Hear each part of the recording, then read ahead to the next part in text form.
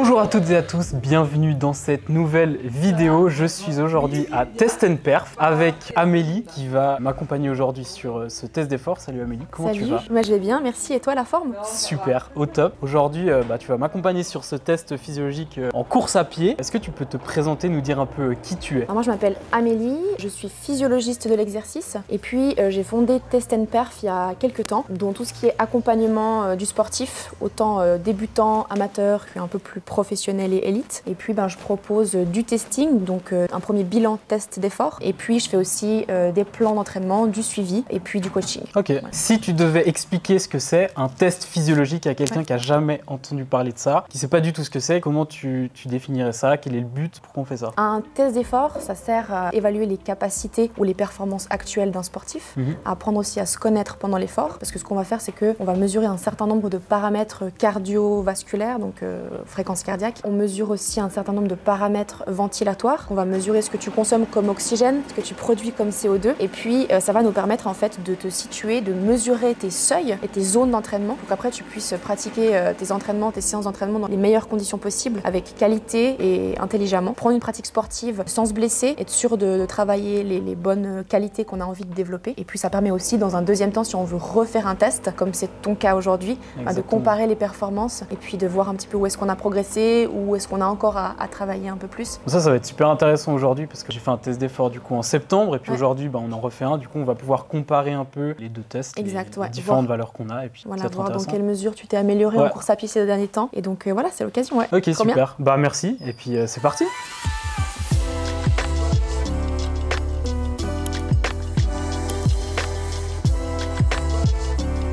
T'as peur de faire genre des moins bons résultats? Moins bon, c'est impossible. C'est vraiment... c'est impossible. Parce que déjà avec ton suivi d'entraînement, tu peux déjà voir que tu progresses ou pas. Là, c'est plus pour être plus précis, on va dire. On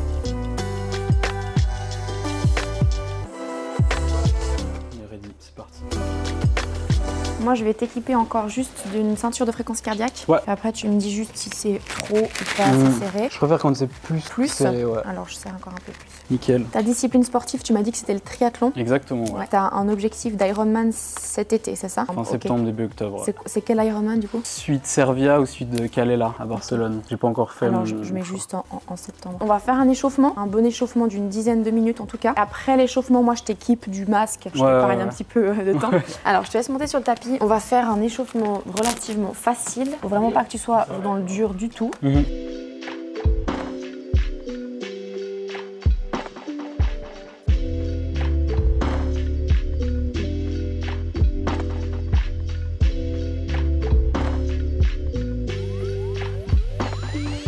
En vrai, moi, ce qui m'intéresse, c'est le lactate. Donc du coup, on va faire des paliers comme j'avais pensé faire. C'est un peu le même profil que ce que tu avais fait sur le vélo, des paliers de 3 minutes, incrément 1,2. L'objectif, c'est pas vraiment la vitesse maximale à laquelle tu vas terminer le test, ni ta VO2 max finale, mais c'est vraiment tes seuils, quoi. C'est ça qui m'intéresse. Sûrement que ta VMA, elle sera plus importante à Genève que tu avais fait la dernière fois en septembre. On verra. Mais les seuils, probablement, on arrivera quand même à... Oui, ouais. Ça va l'allure, là? Ouais. Facile. Ouais.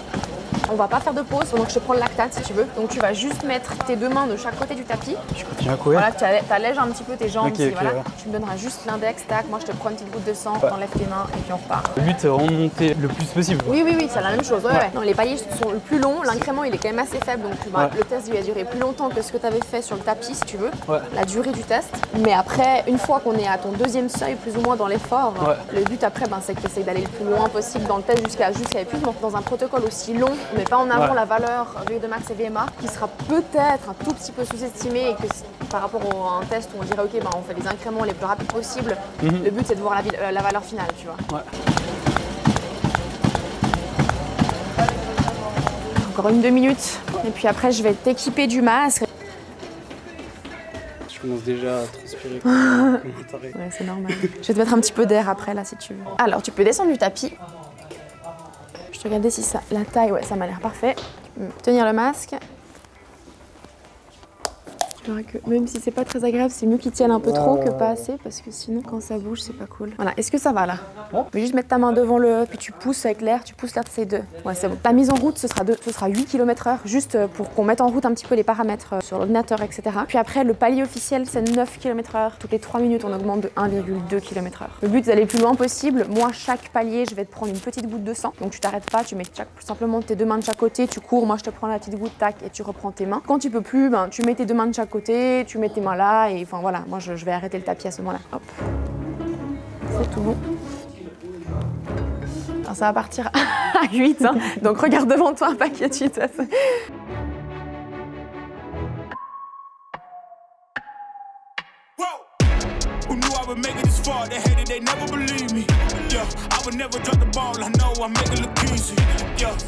Mayweather with the defense. I don't care what a critic got to say. I got them picking up the pieces. That me, you really playing with your life. I'm about to come and run it all back. I'm the new era about to... Moi, ça me permet juste de vérifier aussi si au niveau de l'intensité de l'échauffement, l'échauffement il était approprié, s'il n'était pas trop élevé, si on a fait un échauffement assez long, pour être sûr que les valeurs soient vraiment au repos, les valeurs que je mesure actuellement, tu vois. J'enlève plusieurs fois le sang pour être sûr que la première goutte, souvent tu vois, il y a eu un petit peu de coagulation ou peut-être un petit peu de transpiration, etc. Donc c'est vraiment pour avoir le sang le plus actuel dans la circulation, si tu veux. Ok, dans 30 secondes, on commence à 9 km/h, premier palier. Ok, on en est où là?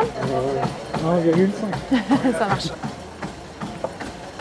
Là, on a la charge actuelle, donc 9 km/h. Ça, c'est la fréquence cardiaque, donc le nombre de battements par minute. Ça, c'est les litres qu'il ventile d'oxygène, litres par minute d'oxygène, de CO2 qu'il expire, aussi en litres par minute. Ici, on a la ventilation, donc le volume d'air qui va ventiler sur une minute. Là, par exemple, on est à 68 litres par minute, tu vois, d'air ventilé. Et puis ça, c'est sa fréquence respiratoire, le nombre de fois qu'il y a un cycle respiratoire par minute. On est parti pour 10,2 km/h dans 3 secondes.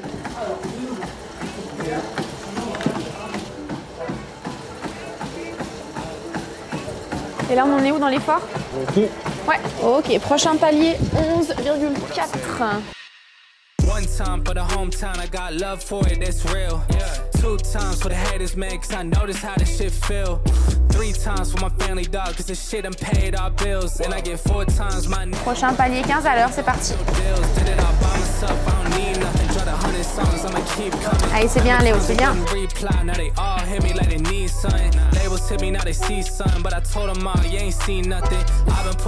Allez, reste 45 secondes dans ce palier là. On s'accroche. Tu peux me donner tes mains. Dans 10 secondes, on passe à 16,2. Là, tu t'accroches chaque minute, compte. Hein. Allez, on s'accroche. Allez, c'est parti. Let's go. Allez, accroche-toi. One time for the hometown, I got love for it, that's real. 2 times for the haters, man, cause I notice how this shit feel. 3 times for my family. Allez, c'est reparti. Allez, tu viens tes bras, on s'accroche. Minute après minute.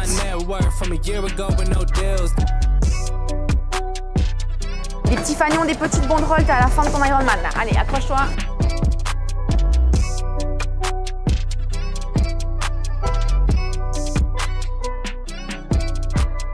Allez, tire avec ses bras, on est bientôt au bout là. Allez, et dans le grand virage. Allez, expire, accroche-toi. Allez, allez, allez, allez, allez. Allez, on tire, on tire, on tire, on tire, on tire, on tire. Allez, 10 secondes, on valide ce palier. Allez.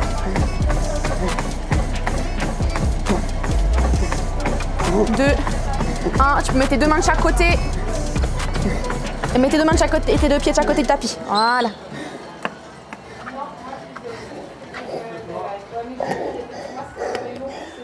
Bien. Ok. Tu peux rester là, je te prends une dernière goutte de sang.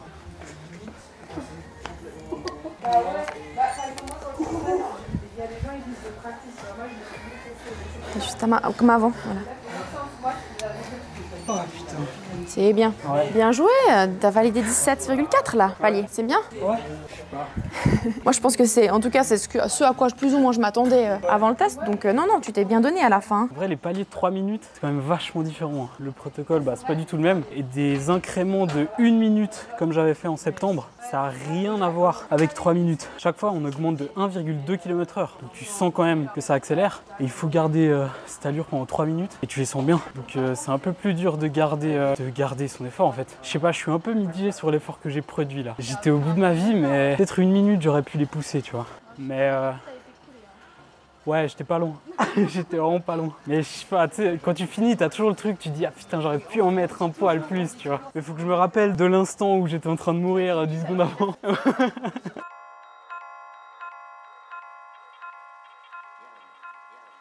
Ah, mais elle pèse un poids. Elle a pris 10 kilos là. Ça me dégoûte. À la douche et petit débrief. Au revoir, laissez-moi.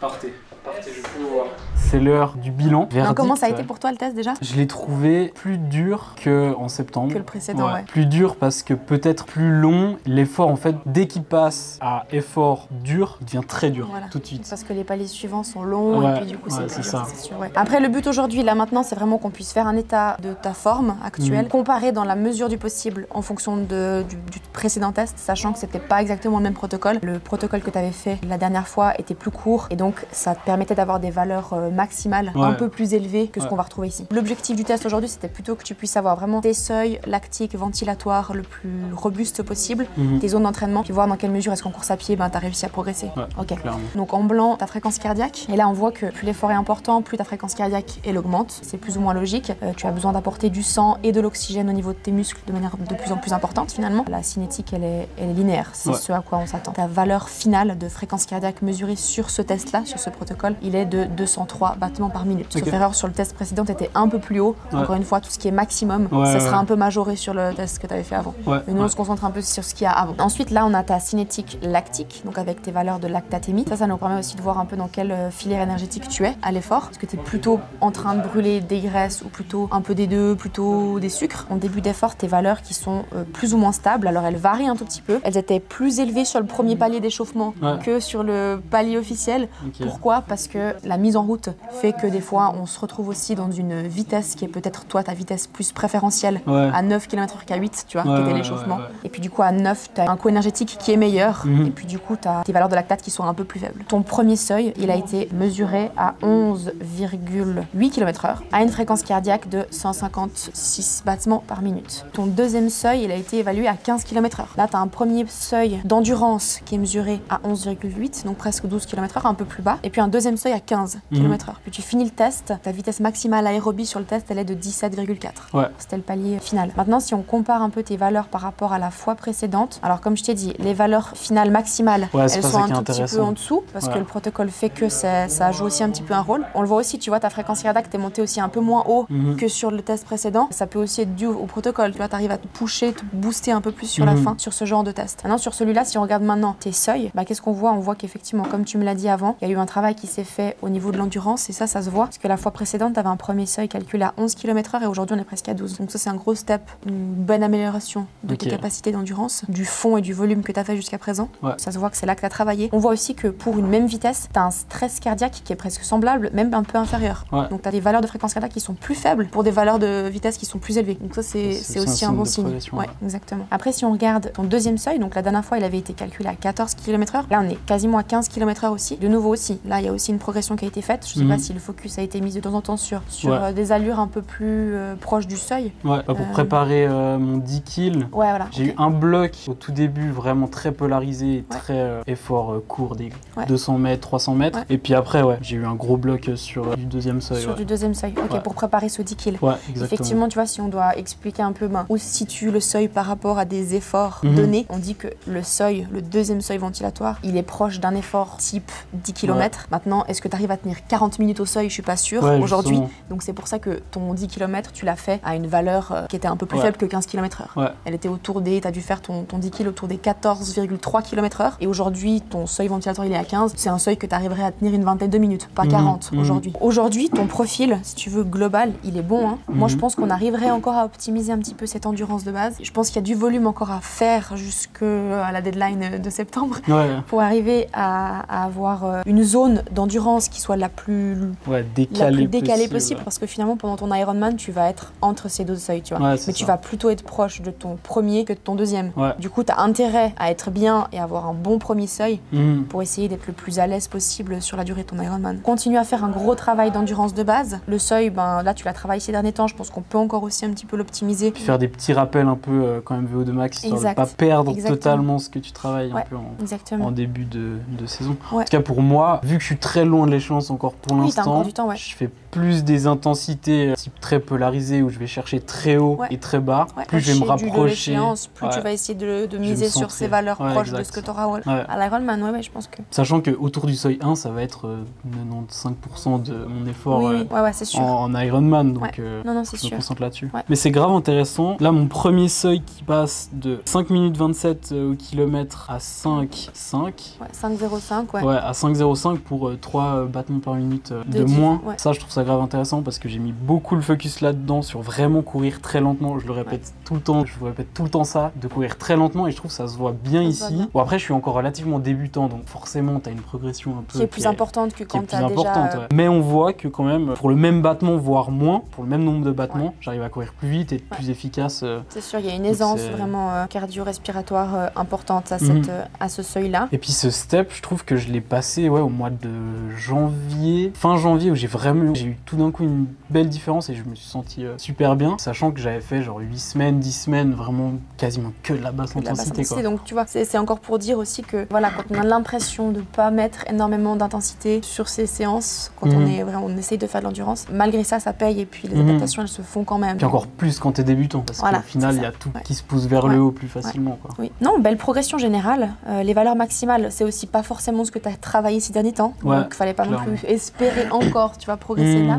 Et puis le protocole fait que c'est compliqué d'aller rechercher les mêmes valeurs que la dernière fois. Ouais. Bah, c'était pas le but aujourd'hui. Un test, c'est bien, mais je trouve ce qui est encore mieux avec le test, c'est qu'il soit reproductible, exactement. Qu'on puisse le répéter pour comparer. Alors là, c'est le mauvais exemple aujourd'hui, mais le premier test que j'ai fait, c'était vraiment plus pour avoir un peu une grosse base, un peu voir où j'en étais sur mes valeurs maximales. Et puis là, c'était plus, moi, ce qui m'intéressait plus, c'était de voir les seuils et puis voir mon comportement. Eu la dernière fois. Ouais, exact. T'avais eu des seuils à vélo, il te manquait les seuils en course à pied. Aujourd'hui, c'est ça qu'on a. Ouais, je voulais voir mon lactate, comment il se comportait, et puis c'était ça qui était intéressant pour moi, surtout pour de l'Ironman, je trouve, où je vais jamais aller chercher des intensités monstrueuses pendant la course. Donc ce test, pour moi, il est beaucoup plus cohérent avec ma pratique, étant donné que c'est plus de la longue distance par rapport au test que j'ai fait en septembre. Donc c'est plus sur un test comme ça, où par exemple, dans quelques mois, je te rappelle et je reviens faire un test pour voir. Puis là, en course à pied, en tout cas, on a vraiment le même type de protocole. En vélo, si tu revenais pour faire un test en vélo, on serait aussi sur le même type de protocole. Donc là encore, ça colle. Merci beaucoup de m'avoir accueilli pour ce test aujourd'hui. C'était hyper cool d'échanger avec toi. Évidemment, toutes les infos seront dans la description. Donc allez checker le site de Test & Perf. C'est toi qui s'occupe de tout ça. Donc ça fait plaisir d'échanger avec des gens compétents. C'est hyper cool. Plaisir de t'avoir pu t'accueillir et puis d'avoir pu t'accompagner ou te conseiller un peu dans ta préparation de ce beau challenge. Donc bonne continuation. Merci beaucoup. Et puis à bientôt. Ouais, merci. Ciao.